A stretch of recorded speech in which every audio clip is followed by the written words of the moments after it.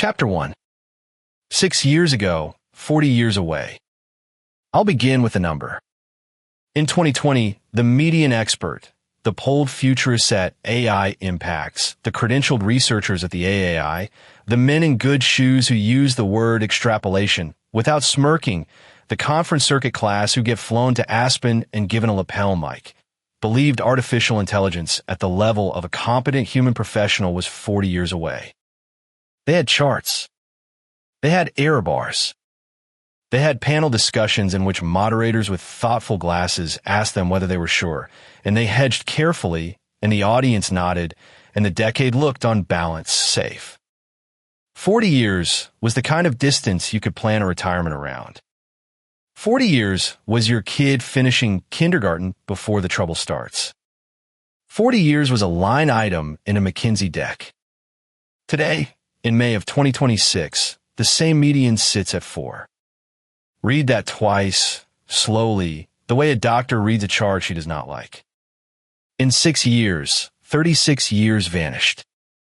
Imagine the entire span of life from the first commercial internet to last Tuesday compressed into a single afternoon nap, and then imagine that compression happened inside the brains of the people whose entire job is not to be wrong about this.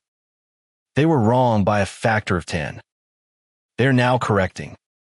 The correction is happening at the speed of correction, which is to say this paragraph is already out of date by the time the printer's ink dries.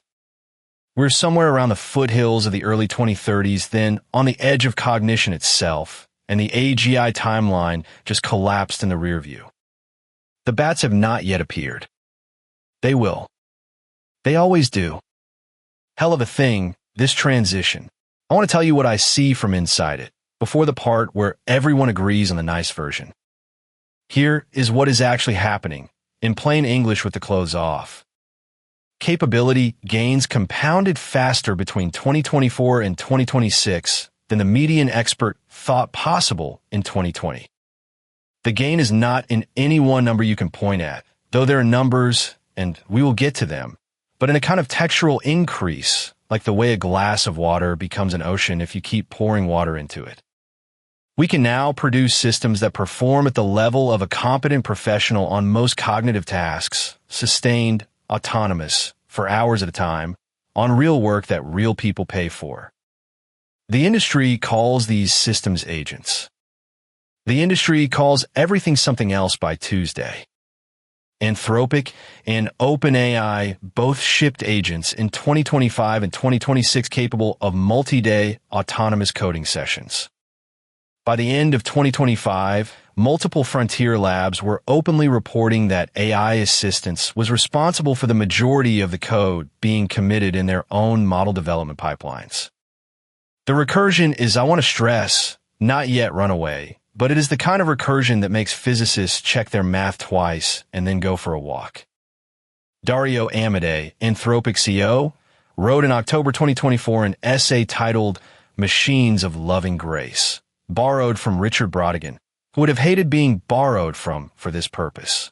In it, Amodei said the AI we know how to build today will, within 5 to 10 years, compress 50 to 100 years of biomedical research into that single decade.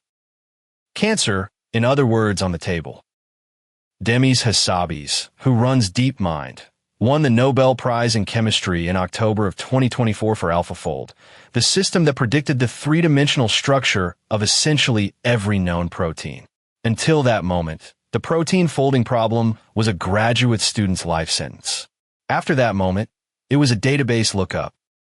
Geoffrey Hinton, who taught the machines to see, quit Google in May 2023 and started telling reporters he was scared of what he had built.